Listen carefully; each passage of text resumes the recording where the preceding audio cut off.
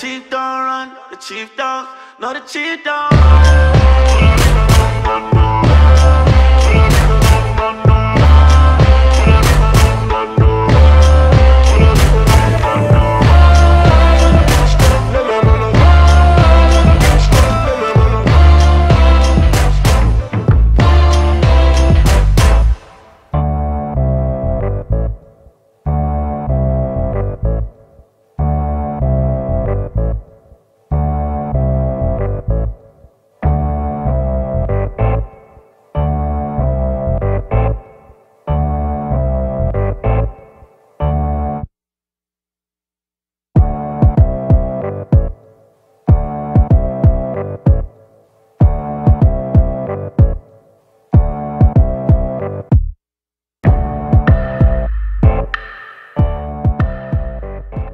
Bonsoir et bienvenue à toutes et à tous sur la web radio Ville Lumière. Intégral Foot est de retour comme chaque semaine, 19h10 sur la web radio Ville Lumière, le jeudi, donc 19h10 sur la web radio Ville Lumière. Avec vous à la présentation Béchir Ben Mefta, avec moi Lloyd du Château, bonsoir. Bonsoir Béchir, bonsoir à tous. Et avec nous aussi ce soir, un second consultant, il est nouveau, c'est sa première ce soir.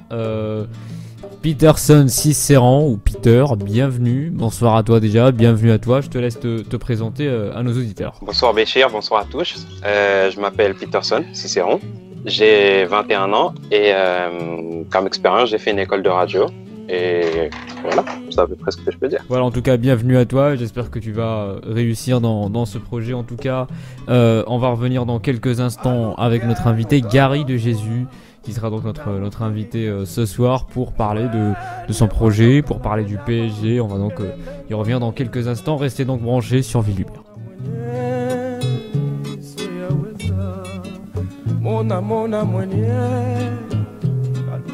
Bonsoir, bienvenue à toutes et à tous dans Intégral Foot. Très ravi encore une fois de vous avoir avec nous ce soir. Donc avec moi Gary de Jesus. J'espère que j'ai bien prononcé ton nom de famille, Gary. Ah non, ça commence très mal. C'est Gary de Jésus. Ah, de Jésus. Mais il n'y a pas de problème. T'es pas le premier à faire l'erreur. Faire un peu le malin, de faire genre l'accent. Oh, mais il y en a plein qui le font, mais t'inquiète. Bah, écoute, bienvenue à toi, Gary. C'est une erreur normale. Merci. Je te laisse te présenter. Alors, t'es qui ? Bah, écoute, moi, je suis journaliste dans la vie. J'ai plusieurs employeurs. Je travaille pour une agence de presse anglaise et dans laquelle je suis le Paris Saint-Germain au quotidien. De Paris, donc je vais aux entraînements, conférences de presse, matchs au Parc des Princes, donc Ligue 1, Coupe de France, Coupe de la Ligue et Ligue des Champions.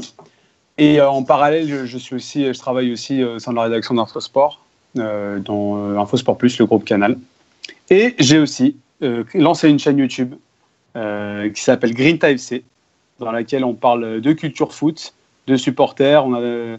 On parle différemment, on essaye de parler différemment du football. Donc, voilà.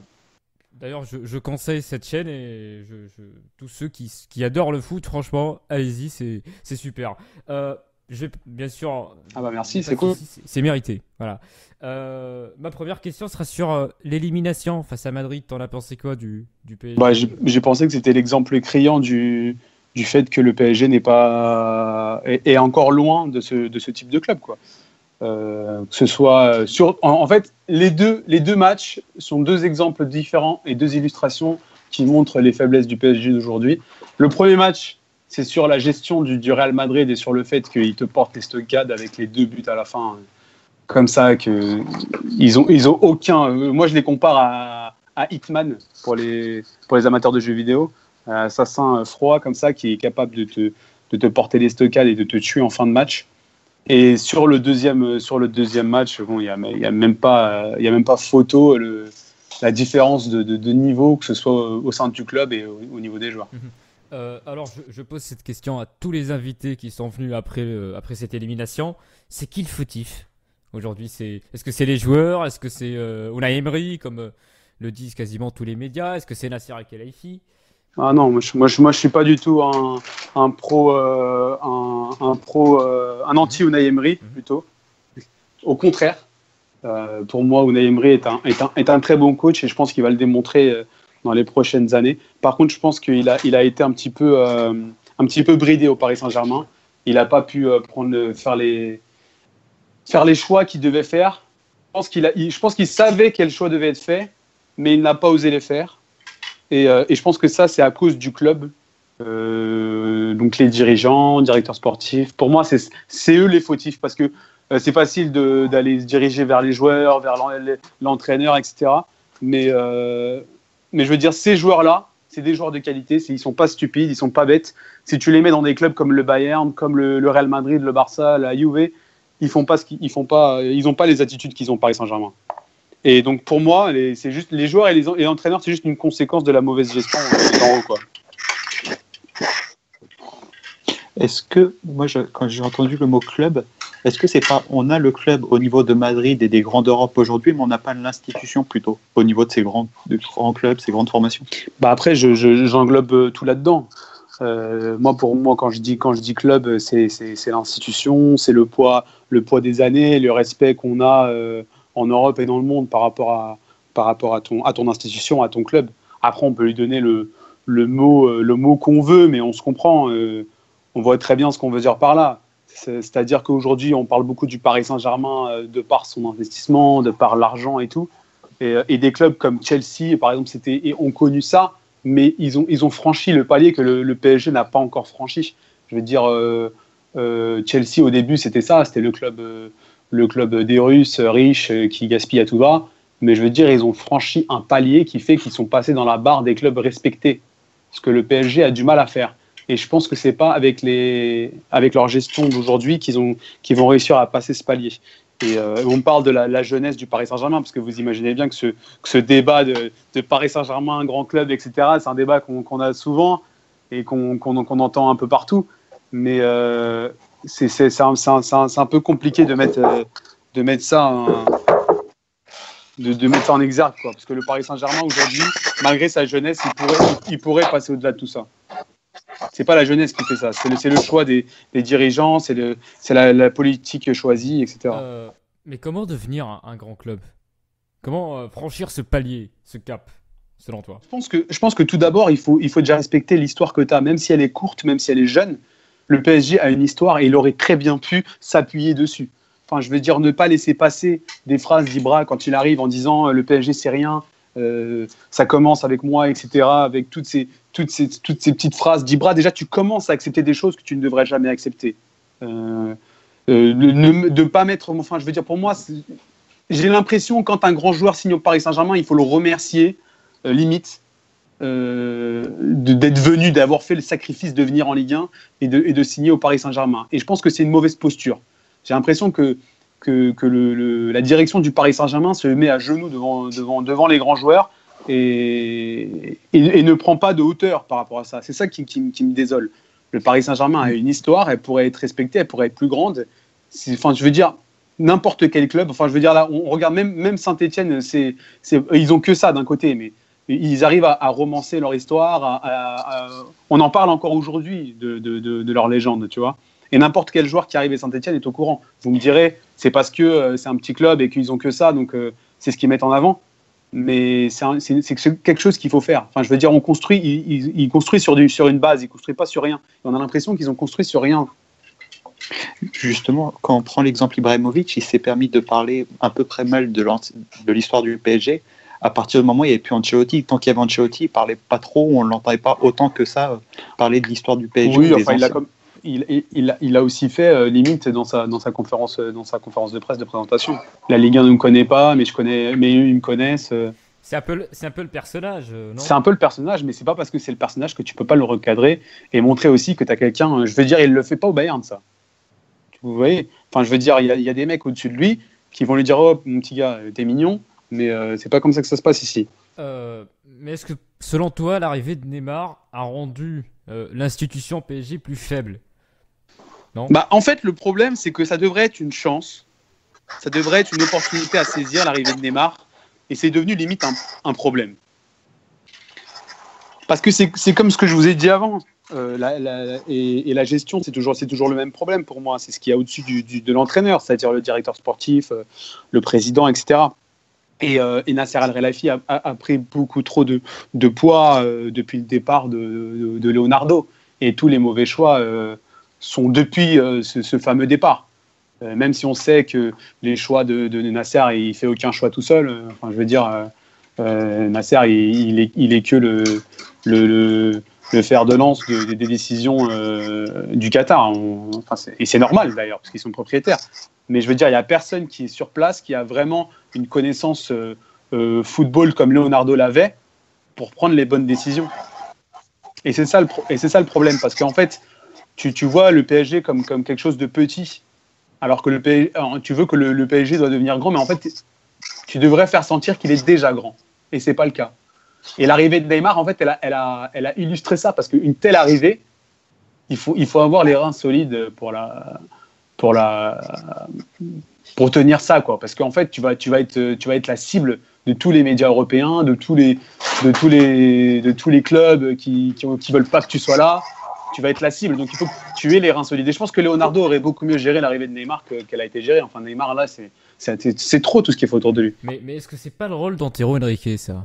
C'est le rôle d'Antero Henrique, mais est-ce qu'on connaît le rôle d'Antero Henrique auprès de la famille de Neymar, auprès de Pini Zahavi, etc. Enfin, Antero Henrique, il vient, mais il n'est pas neutre. Il vient avec déjà l'étiquette de pro Neymar. Il vient pas en travaillant. Il vient, il est payé par le PSG, mais il est limite plus au service de Neymar que du Paris Saint-Germain, Antero Henrique. Juste, je vais revenir très rapidement sur le match de Madrid. Est-ce qu'ils ont manqué de grinta, les joueurs? Bah justement, comme tu me fais un clin d'œil qui est limite trop gros pour pas que je prenne la perf. On prône un autre football que celui qui a été montré par celui du Paris Saint-Germain. On prône quelque chose qui a été bizarrement montré par Marseille cette année. Tu vois, malgré le manque de qualité de l'équipe marseillaise, l'envie de Marseille nous fait plus vibrer que l'envie parisienne. Ce qu'ils montrent aujourd'hui nous fait plus vibrer, même si là c'est en train de redescendre un petit peu. Mais ce qu'ils ont montré au cours de la saison, par exemple de Marseille, et je ne fais pas ça pour être provocateur, les gars, hein, c'est vraiment l'exemple qui me vient à l'idée. J'aurais pu parler de Nantes. Mais la grinta qu'ils montrent sur le terrain, c'est ce qui a manqué clairement au Paris Saint-Germain. Et plus que la grinta encore, c'est le manque de caractère. Le manque de caractère de cette équipe, on en parle beaucoup, du caractère, etc. Moi, je vais vous donner un exemple. J'étais à la conférence de presse de Sergio Ramos, la conférence de presse d'avant-match. Et ce mec-là, quand il arrive, enfin, je veux dire, c'est impressionnant. C'est vraiment impressionnant. Il n'y a aucun joueur du Paris Saint-Germain qui a déjà fait, qui m'a fait cet effet-là, qui m'a fait sentir ces choses-là, quoi. Je veux dire, il s'est posé là et tu t'es dit, ah ouais, lui, il va envoyer du lourd, il est là pour repartir avec la victoire, il n'est vraiment pas là pour rigoler. Enfin, je veux dire, Daniel Alves, il faisait des blagues, etc. C'était mignon, mais on n'a pas ressenti cette force-là. Et pour moi, il n'y a aucun joueur qui dégage cette force-là. Thiago Motta au début, Ibrahimovic peut-être, mais il n'y en a aucun qui dégage la force que Sergio Ramos a dégagée. Et ça, c'est vraiment ça, dans toutes les équipes qui ont gagné, qu'elles soient talentueuses ou pas, toutes les équipes qui ont gagné avaient à un moment donné ce caractère-là et cette force-là collective. Je voulais te demander, justement, tu parles de joueurs de caractère et compagnie, mais est-ce que selon toi, ça s'achète ce genre de joueurs? Parce qu'il y a beaucoup de commentaires, que ce soit sur les réseaux sociaux ou dans les médias, qui disent qu'il manque un capitaine au PSG. Sauf que je crois que c'est Nesta qui l'avait dit, qu'un capitaine, ça ne s'achète pas. Ça se forme, en fait. Mais je suis complètement d'accord avec toi. Et en plus, Sergio Ramos, il est arrivé au Real Madrid, il avait plein d'exemples de mecs comme ça. Tu vois, il avait plein d'exemples de mecs, de capitaines, de mecs qui auraient pu porter le brassard. Enfin, je veux dire, Sergio Ramos, il est arrivé au Real, il y avait des Casillas, il y avait des mecs comme ça. Quand moi, il y avait un joueur qui arrivait au Paris Saint-Germain, ses premiers matchs, je me suis dit, ce mec-là, futur capitaine du PSG, s'il le forme comme il faut, putain, ce mec-là, il a tout pour être capitaine du PSG, c'est Marquinhos. Marquinhos, quand il est arrivé au Paris Saint-Germain, il venait de la Roma. Il venait de clubs qui avaient vraiment des cultures latines, donc la grinta est très présente, etc. Et petit à petit, c'est parti. C'est très difficile à expliquer pourquoi. Mais moi, je ne sens plus cette grinta chez Marquinhos. Je la sens chez Kimpembe, mais je la sens plus chez Marquinhos. Et je pense qu'il s'est, comme Sergio Ramos a dû s'identifier à des joueurs quand il est arrivé au Real Madrid, Marquinhos s'est identifié à Thiago Silva, qui est pour lui, comme il le dit très souvent, son idole. C'est son idole de jeunesse et tout. Et Thiago Silva, c'est pas un mec qui s'illustre par ce caractère, par sa grinta, etc. Et je pense que Marquinhos, il a pris un peu le chemin. Il s'est devenu un petit peu pépère. C'est ça qui est compliqué au Paris Saint-Germain. Si tu rentres dans une routine où c'est difficile de garder ce caractère et cette grinta. Et moi, un des seuls qui l'a aujourd'hui, mais malheureusement, il n'a pas un rôle assez important à mon goût, c'est Kimpembe. Kimpembe, c'est un des seuls qui a ça aujourd'hui au Paris Saint-Germain. Si ce n'est le seul. Justement, j'allais te poser la question, mais tu as répondu. Marquinhos, il est entré dans une sorte de confort. Là, il sait qu'il va être titulaire, il sait qu'il va jouer tous les matchs et que quoi qu'il arrive, c'est le futur du PSG avec Kimpembe. Donc, malheureusement, oui. Malheureusement, oui. Bah après, vous vous souvenez sûrement de ce sauvetage qu'avait fait Marquinhos contre le FC Barcelone. On s'en souvient tous. C'est assez marquant. Est-ce que vous vous rappelez d'autres choses comme ça dernièrement? Moi, perso, je ne m'en rappelle pas. Pas vraiment. Ce Marquinhos-là, malheureusement, il a disparu petit à petit. Et je pense qu'il a disparu parce qu'il a côtoyé des joueurs qui sont rentrés dans cette routine et il est rentré dans cette routine avec eux. Après, je pense que lui, il a ça en lui et que ça peut revenir. J'avais des échos, je le connais un petit peu, j'avais des échos quand Unai Emery était arrivé. Il était très heureux par l'arrivée d'Unai Emery. Unai Emery lui avait parlé tout seul. Je me rappelle que Marquinhos venait de se marier, il devait aller en voyage de noces, il n'y était pas allé pour justement aller rencontrer Unai Emery en Autriche. Et Unai Emery avait adoré cette attitude et je me rappelle qu'il y avait limite un coup de foudre footballistique entre les deux. Et le problème, c'est que les autres n'ont pas suivi forcément ce point de vue sur Unai Emery.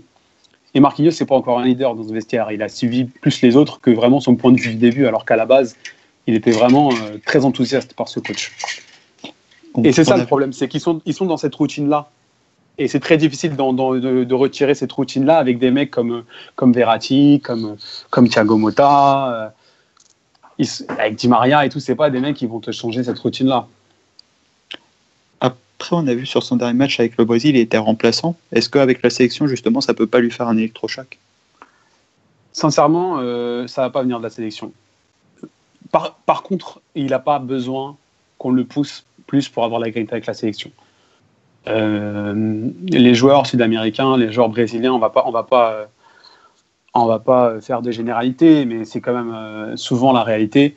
Marquinhos, il en fait partie. C'est le type de joueur qui, quand il va aller avec sa sélection, il va avoir cette grinta-là. Et dans l'esprit de Tite, la charnière du Brésil de la Seleção, c'est Miranda, Marquinhos. Et justement, au Brésil, et moi j'avais du mal à comprendre, parce que j'étais allé au Brésil pendant la Coupe du Monde en 2014, et même après, et j'avais du mal à comprendre cette vision qu'avaient les Brésiliens de Thiago Silva. Je leur disais, mais vous êtes fous, le meilleur défenseur du monde, vous vous rendez pas compte de la qualité que ce mec a, il est énorme. Et ils me disaient, oui, mais c'est une pleureuse, on peut pas compter sur lui et tout. Et je me disais qu'ils étaient durs à l'époque avec lui, et maintenant je comprends.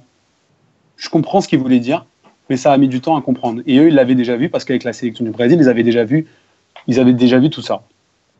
Et malheureusement, Marquinhos, il en prend le chemin s'il change pas trop. Mais bon, en sélection, il est pas pareil.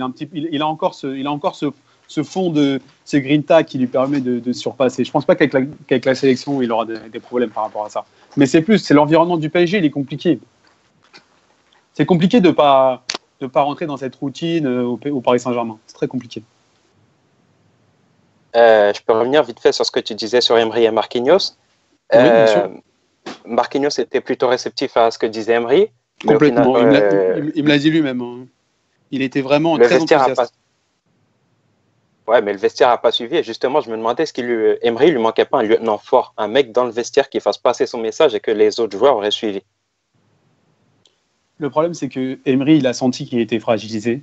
Et du coup, il est allé dans le sens du vestiaire parce qu'il se sentait limite pas à sa place au début. C'est un peu fort peut-être de dire ça, mais il a voulu être diplomate et aller dans le sens du vestiaire au début, remettre la formation de Laurent Blanc, etc. Écouter le vestiaire, aller dans le sens du vestiaire. Et je pense qu'il n'aurait pas dû parce que justement, ce vestiaire n'aime pas les changements, ce vestiaire est dans sa routine, etc. C'est lui qui a décidé d'agir comme ça. Et je pense qu'il s'est trompé à ce moment-là, même si moi, j'aime beaucoup ce coach. Je pense qu'il s'est trompé dès le début au Paris Saint-Germain et qu'il s'en est rendu compte assez rapidement, parce que si vous vous souvenez bien, début de l'année civile, le PSG avait un autre visage. avec un Di Maria qui était revenu et le PSG était vraiment sympa à regarder. Plus vite vers l'avant, très dynamique, plus dans le style Emery. Parce qu'il s'est vite rendu compte que ce jeu pépère, ça allait pas aller. Et après, il y a eu cette défaite au Barça et je pense que là, depuis ça, malheureusement, c'est très compliqué pour lui, quoi. Ma question vers toi qui es un pro Emery, d'après ce que j'ai compris, est-ce qu'Emery, en fin de compte, après 2 ans, est aussi une erreur de casting? Il est forcé de constater que oui. Forcé de constater que lui. Moi, j'adore ce coach, mais je pense que malgré tout, malgré qu'on aime bien une certaine personne, il faut avoir les bons choix au bon moment. Comme dans la vie de tous les jours, je veux dire, nous, dans nos boulots, il faut qu'on arrive au bon moment aussi. C'est toujours pareil. Et je pense que Emery n'est pas arrivé au bon moment au Paris Saint-Germain. Je pense qu'il n'est pas fait pour un club comme ça tout de suite, mais c'est ses choix qui me font dire ça. C'est son profil au début, c'était pas un mauvais choix, je pense. Donc le profil idéal aujourd'hui, c'est qui, selon toi? Si tu étais un décideur au Paris Saint-Germain, tu prendrais qui? Après, ça, c'est des questions compliquées, ça, parce qu'il faut me dire si je fais ce que je veux ou si c'est en prenant en considération les possibilités. Parce que en prenant en considération. D'accord, parce que si je fais ce que je veux, c'est Guardiola. Pour moi, c'est le seul mec qui peut. C'est ce qu'il fait à Manchester City, qui peut, malgré la faiblesse de l'institution d'un club, qui peut aller au-dessus et que les joueurs vont suivre Guardiola. Ça, c'est le seul mec aujourd'hui qui est capable de faire ça. Il peut aller dans un club faible, les gens vont suivre ses préceptes. Après, pour le Paris Saint-Germain, selon les joueurs, selon les entraîneurs qui sont dispo, franchement, je me dis que Conte, ce serait mon choix, sincèrement. Parce que moi, j'aime beaucoup un coach comme Jardim, mais j'aimerais bien le voir un cran au-dessus. Mais je pense qu'il n'a pas assez d'envergure pour que les joueurs du Paris Saint-Germain le prennent au sérieux. Luis Enrique, ça ne m'intéresse pas parce que c'est juste un lieutenant il viendrait pour donner la soupe à Neymar et c'est pas intéressant. Je pense que Neymar, il faut le pousser un petit peu dans ses retranchements. Et je pense que Conte, c'est le seul capable de faire ça. Je pense que Conte s'en fout, en fait. Et qu'il est capable de s'embrouiller avec Neymar pour un oui, pour un non, et le lendemain de taper dans la main, quoi. Après, ça peut partir très loin. Après, Conte, c'est ça le problème, c'est que ça peut se passer bien et ça peut aussi partir complètement. Voilà. Encore ils sont spéciaux eux aussi. Après, Conte, il est adepte de tous ses go et tout le monde travaille, etc. Donc, je sais pas si c'est forcément. Enfin, après, c'est bien. Moi, c'est ce que j'aime. Mais je veux dire, s'il va au clash avec un Neymar, s'il va au clash avec des joueurs importants du vestiaire qui sont là depuis longtemps, je sais pas comment va réagir la direction. Mais en tout cas, en tant que suiveur du Paris Saint-Germain comme ça dans mon métier, ce serait très intéressant que Conte vienne. J'aimerais bien voir ce que ça va donner. C'est ce que je voulais dire, justement. Conte, il a des méthodes de travail très dures. Il va souvent clash avec ses joueurs. Par exemple, Eden Hazard, cette année, il se dit en Angleterre qu'il ne reste pas si Conte reste. Et selon toi, ça peut marcher au PSG ou pas? Franchement, je ne sais pas du tout. C'est très compliqué. Il faut un alignement des planètes pour savoir ça. Une petite boule de cristal aussi. Et c'est compliqué. Franchement, ça peut bien se passer. Tu vois, je ne sais pas si certains joueurs le suivent et les autres se mettent à suivre aussi et qui se rendent compte qu'il faut plus travailler. Parce que c'est ça aussi. Enfin, je veux dire, il faut se rendre compte qu'il faut plus travailler, quoi. Et que les sorties, les trucs comme ça, c'est un peu compliqué quand on est joueur professionnel qui se dit tenant du titre, j'allais dire, mais non, visant le titre de la Champions League. Il faut avoir une certaine rigueur du travail et une certaine rigueur qu'aujourd'hui, les joueurs du Paris Saint-Germain n'ont clairement pas. Et avec Conte, il va imposer cette rigueur. Après, leur réaction par rapport à cette rigueur, je sais pas. Vous savez que c'est difficile, hein, et moi-même, hein, si je suis dans un boulot où je gagne bien ma vie et que j'ai pas besoin d'en faire plus, s'il y a un mec qui arrive qui va me pousser, je sais pas comment je vais réagir. Toujours pareil. Après, c'est une quête de résultats, mais je sais pas comment ils vont réagir à cette. Parce que il y en a beaucoup qui pensent qu'ils peuvent réussir comme ça. Mais moi, je pense que je suis plus sur la ligne Conte. Moi, hier, pendant ton émission sur YouTube, j'ai posté un commentaire avec le YouTube de Villumire en disant, c'est un peu hors sujet, mais qu'est-ce que tu penses de la potentielle arrivée de Thomas Tuchel? Oui, je me rappelle de ce commentaire. Je te repose cette question ici. Parce Et, que moi, je t'ai parlé qu'on parle pas de. Enfin, dans mon. Après, vous, c'est normal. On parle c'est pas de un- rumeurs, oui. Ouais, chez moi, on parle pas de rumeurs, on parle pas d'infos transferts, etc. Tant que c'est pas fait. Enfin, je veux dire, nous, on se dit pas avoir des infos, on cherche pas forcément des infos. C'est pas notre rôle. On est plus là pour parler de culture foot et de choses comme ça. Mais je comprends totalement que ça vous intéresse. Et moi, franchement, Thomas Tuchel, j'ai pas forcément de recul. Je suis pas beaucoup la Bundesliga pour être honnête. Je suis en Ligue des Champions un peu comme tout le monde, mais je le connais pas si bien que ça, Thomas Tuchel, et je sais pas du tout quel est son caractère, comment ça se passerait et tout, parce que son jeu, je vois quel jeu il prône, et il me plaît. Après, c'est très important quand même de voir c'est qui ce mec, quoi. C'est de voir comment il réagit, comment il est avec les joueurs. Et apparemment, c'est un style un peu plus distant que Klopp, c'est pas non plus le même style.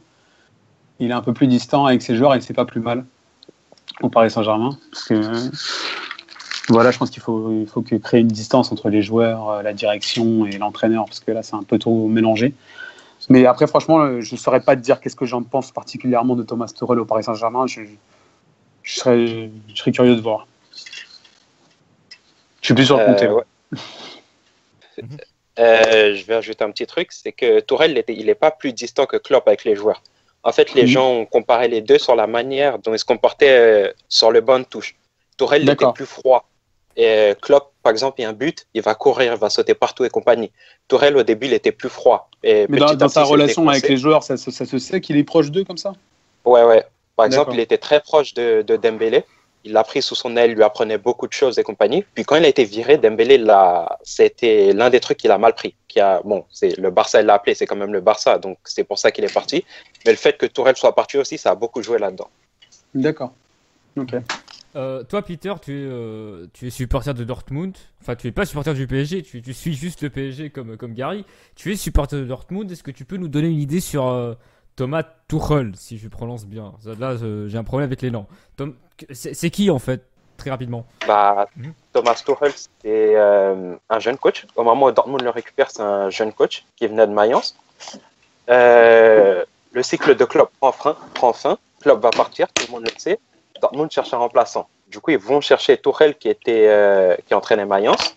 Et il y a les premiers contacts qui sont établis. Il décide de prendre une année sabbatique pour rejoindre Dortmund. Il prend le temps d'étudier l'effectif. Il travaille réellement le projet. Il n'arrive pas juste les mains dans les poches. Il arrive dans le club et on remarque tout de suite deux choses sur lui. Tactiquement, il est très très fort et il a un fort caractère aussi. Sur les matchs, il est capable de s'adapter, de déjouer les plans de son adversaire en fait. Il peut arriver avec une composition à la première minute, la changer complètement au cours du match jusqu'à la fin du match. C'est quelqu'un qui est capable de s'adapter à son adversaire. Il est très proche de Guardiola.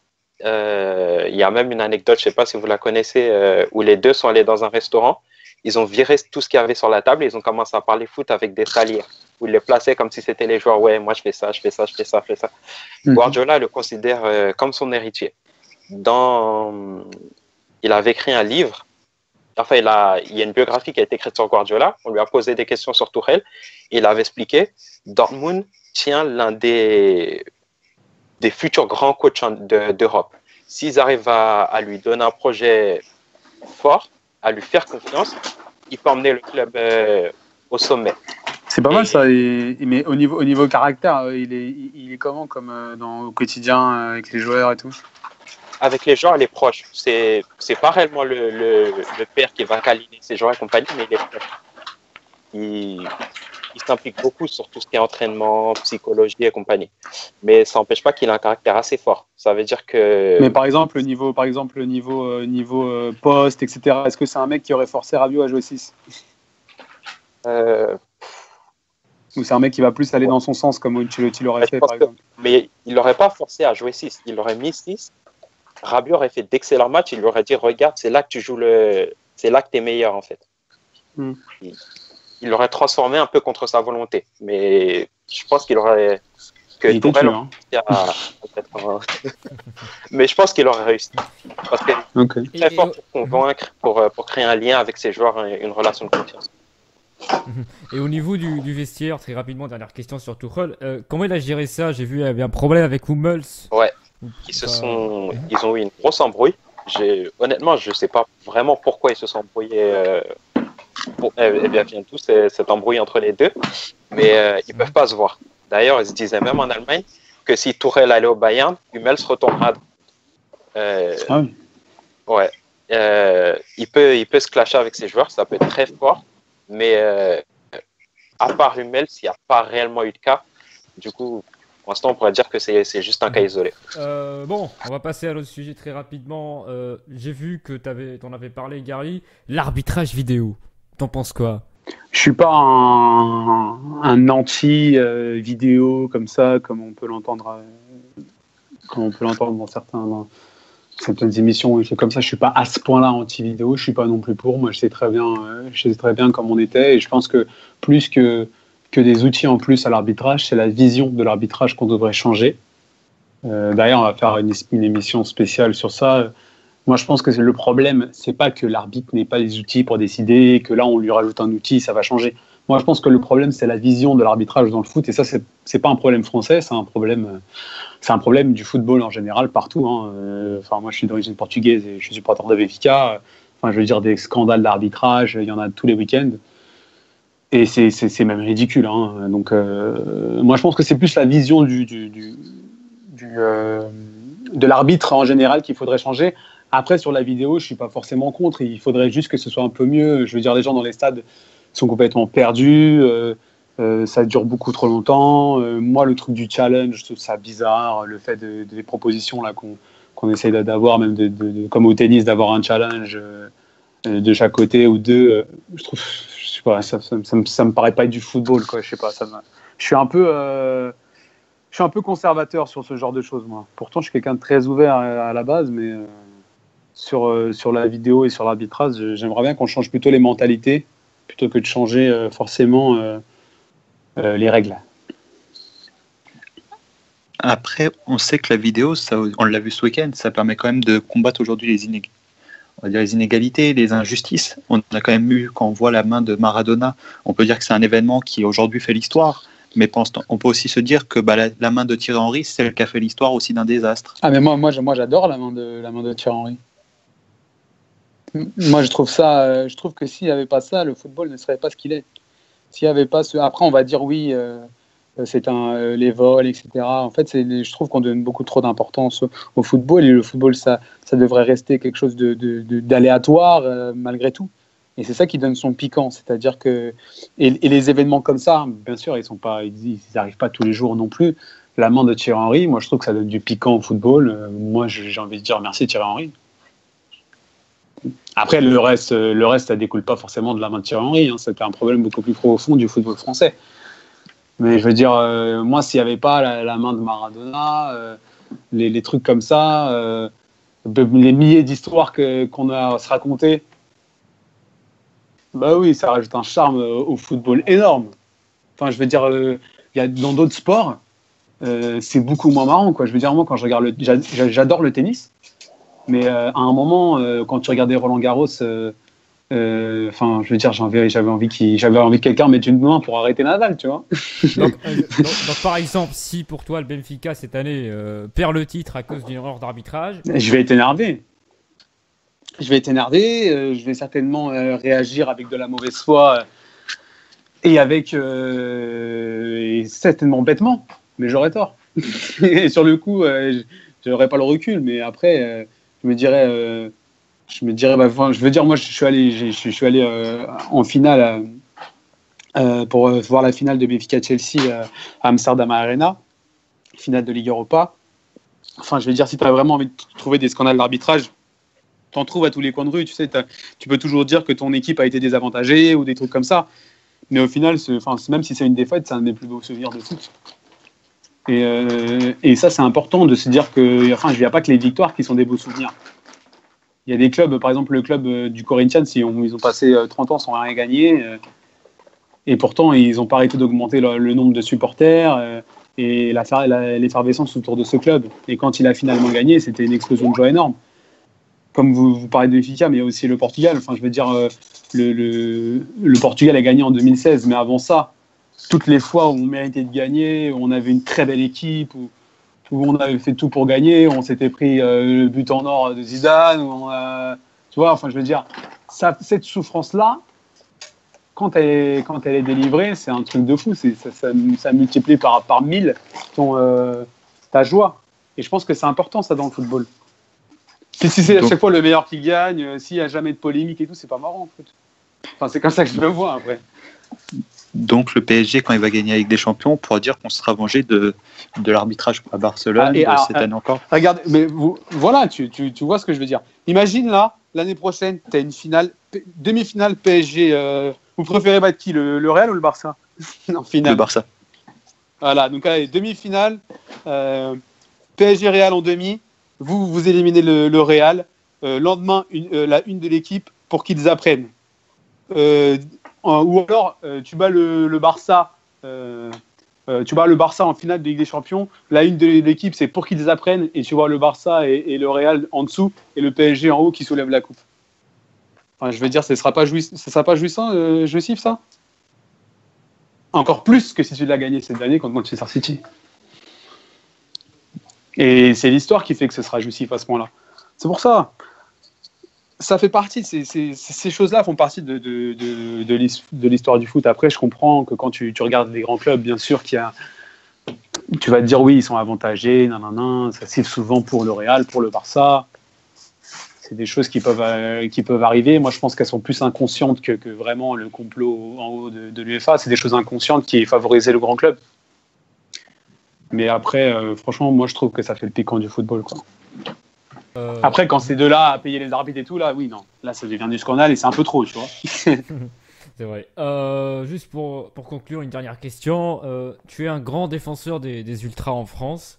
Donc, penses-tu qu'ils subissent plus de pression en France qu'ailleurs, que d'autres ultras dans d'autres pays? Le problème, c'est que dans d'autres pays, ils n'existent même plus. Je pense que c'est... Déjà, en France, ils existent encore. Donc ça, c'est déjà pas mal. Je veux dire, moi, ce que j'ai vu au Parc des Princes, ça m'a pas choqué. Je pense que les gens associent les ultras à la violence, associent les ultras aux hooligans. Et ils ont du mal à faire cette différence-là, même si on le rabâche le contraire, c'est vraiment dans les mentalités. Et les gens sont effrayés quand ils voient des fumis. Moi, quand je vois des fumis, je kiffe. Hein. Pour moi, c'est la fête. Enfin, je veux dire, ce que j'ai vu au Parc des Princes, j'ai dit merci les gars, vous me faites un peu kiffer, parce que là, je prenais pas trop mon pied en regardant le match, et les fumis, ça a fait ma soirée. Et je trouve ça dommage qu'ils soient tout de suite. Enfin, je veux dire, j'ai pas écouté les commentaires en direct à la télé, mais je veux dire, les retours que j'ai eus, c'est qu'on disait que c'était une honte, etc. Ils sont en train de gâcher la fête et tout. Mais je comprends pas en fait pourquoi il y a ce décalage entre les connaisseurs de foot, entre ceux qui viennent d'en bas, qui aiment le foot, qui aiment le supporterisme, qui aiment les ultras. Ils se rendent pas compte que ça fait partie du football, quoi. C'est une culture que j'ai pas envie de voir disparaître, moi. Cette culture du fumier, cette culture du chant. Enfin, je veux dire, moi, j'étais au Parc des Princes quand il n'y avait pas de virage. Enfin, c'est d'une tristesse monumentale. Enfin, je veux dire, il faut réapprendre aux gens à supporter leur équipe, quoi. Enfin, je veux dire, le football, c'est pas ça. Le football, c'est un sport vivant. C'est quelque chose qu'on doit vibrer. Mais après, c'est vrai qu'en France, on a des. En fait, en France, ce qui est bien, c'est qu'une culture foot est quand même en train de se réveiller en France.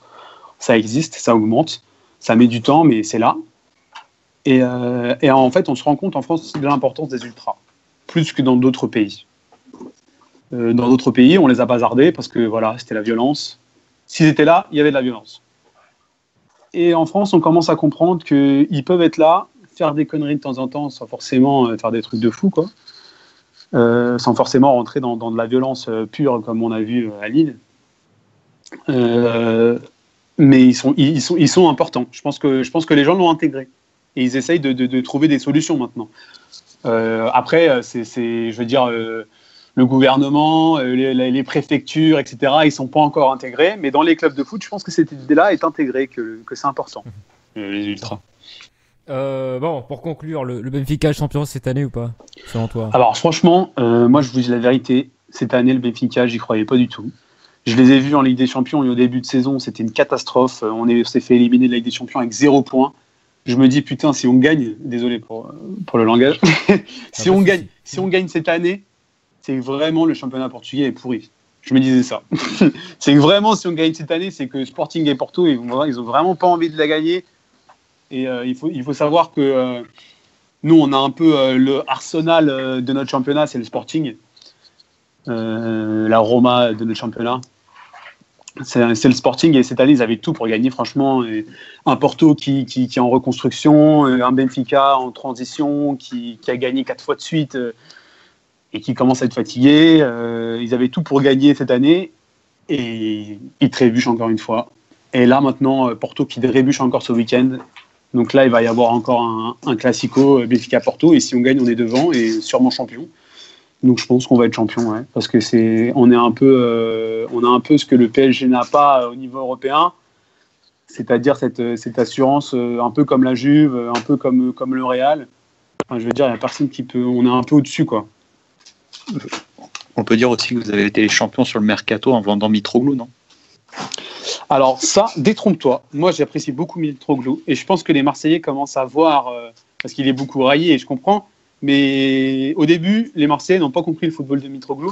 Et je suis sûr qu'il va y avoir un inversement de tendance. J'en suis sûr. Mitroglou, il va être apprécié parce que Mitroglou, malgré tout, c'est un mec qui se bat. Et c'est un mec avec lequel il faut jouer d'une certaine façon. C'est pas, si tu le laisses tout seul devant, tu balances les ballons comme ça, sans réellement de créer un jeu autour de lui, c'est compliqué. Mitroglou, c'est pas son style. Mitroglou, c'est un mec un peu à l'ancienne. Hein. C'est un buteur un peu à l'ancienne où il lui faut. Il faut qu'il soit devant le but. Par contre, devant le but du talon, de la fesse ou quoi, il lui faut pas beaucoup d'action pour marquer. Et après, c'est sûr que la confiance de l'attaquant, c'est toujours quelque chose de fluctuant. Et on sait très bien que là, il a rarement été mis dans les bonnes conditions à Marseille. Mais Mitroglou, s'il a marqué partout où il est allé. Et pas mal de buts en plus. Donc il va marquer à Marseille et je pense que ça va inverser un peu la tendance. Il faut juste qu'ils apprennent à le connaître. Dans les prochains jours sur Grinta, sur la chaîne YouTube, qu'est-ce qu'il va y avoir de nouveau? Quels sont les prochains sujets? Là, on a pas mal de choses qu'on a laissées en stand-by. Chaîne YouTube, on le fait un peu selon nos possibilités au niveau du calendrier. Donc on a beaucoup de programmes qui sont un petit peu en stand-by, mais ils sont faits pour être regardés à n'importe quel moment. Donc on a le FUMI, c'est des reportages sur les reporters, sur les supporters. On a fait un reportage en Turquie avec un supporter du Fenerbahçe, c'était sympa. On a rencontré Pascal Nouma avec une interview où il raconte des anecdotes en plusieurs parties. Donc chaque vidéo, c'est une anecdote. Donc ça, c'est des trucs à regarder et revoir plein de fois parce que c'est vraiment très savoureux. Hein. Pascal Nouma, vous le connaissez en tant que supporter du Paris Saint-Germain, c'est toujours assez sympa à regarder. Après, on a fait un documentaire aussi sur le Corinthians, le club brésilien, qui dure une vingtaine de minutes. Donc ça, c'est en ligne. On a aussi un programme qui s'appelle Le Classique, où c'est deux supporters d'équipes rivales qui regardent le match ensemble. Donc on l'avait fait pour le PSG Marseille, je crois que c'était 5-1 l'année dernière. Je crois que c'est ça. On l'a fait pour Porto Benfica, on l'a fait pour Real Madrid Barça, on l'a fait pour Bordeaux Marseille, parce que c'était un classique né 80. Fin 80. On a fait plusieurs trucs comme ça. Après, c'est vrai que c'est difficile de trouver tout le temps des gens qui sont chauds pour le faire et de trouver toujours des derbys différents. On voulait faire un derby turc, mais on a du mal à trouver des Turcs qui sont d'accord de jouer le jeu et après, s'ils perdent, de prendre une photo avec le maillot de l'adversaire ou l'écharpe. Ils ont du mal à accepter les termes du contrat. Mais c'est toujours en stand-by. On va le faire. Après, là, prochainement, ce qu'on va faire, c'est on va se tourner vers la Coupe du Monde. Hein. Là, on va trade Coupe du Monde. Le Grinta Show va devenir spécial Coupe du Monde et on va faire des interviews spéciales sur la Coupe du Monde aussi. On va avoir du contenu on va se tourner petit à petit vers la Coupe du Monde et on a hâte d'y être. Hein. Ça va être sympa. Et puis, il va y avoir certainement plus de Grinta Show pendant la Coupe du Monde en direct, avec toujours plus de personnes qui débattent, et ça va être sympa. Et donc c'est ton projet ou c'est un collectif ou comment ça se passe? Alors je suis à la base du projet, c'est moi qui ai créé, qui suis à l'initiative de ce projet. Après j'ai réuni 2-3 personnes autour de moi. On est tous bénévoles, on a tous notre boulot à côté. Moi je suis journaliste à côté, donc je baigne dedans. Après les gens qui sont avec moi sont pas forcément journalistes. mon comparse Samba qui me suit sur le Grinta Show, il est issu du football amateur. Il est footballeur amateur, coach amateur, et il est ancien ultra de Hauteuil. Donc c'est un point de vue que je trouve intéressant. Après, on a encore 2-3 personnes avec nous. On a quelqu'un qui nous fait tout ce qui est habillage, etc. Mehdi, on le remercie aussi. Sarah qui s'occupe de tout ce qui est com et trucs comme ça. Et puis après, on a un futur reporter aussi avec nous, Marc, qui nous prépare les jeux, qui nous fait un peu ce contenu-là, quoi. Mais parce qu'on fait des jeux pendant les Grinta Show et c'est lui qui nous les prépare. En tout cas, on invite tous nos auditeurs à aller découvrir ça. En tout cas, c'est vraiment super et c'est du super contenu. C'est pas de la lèche. Bah merci, c'est cool. Mais c'est le meilleur contenu foot sur YouTube. Ah bah. Voilà. Alors, tu vas me faire verser une petite larme. En tout cas. Non, mais sincèrement, ça fait plaisir parce que on y travaille dur et on y met tout notre cœur. Bon, en tout cas, merci à toi, Gary. C'était merci à vous de m'avoir invité. Et puis, on espère t'avoir peut-être une prochaine fois, bien évidemment. Avec plaisir. Quand vous voulez, les gars. Merci, bonne soirée.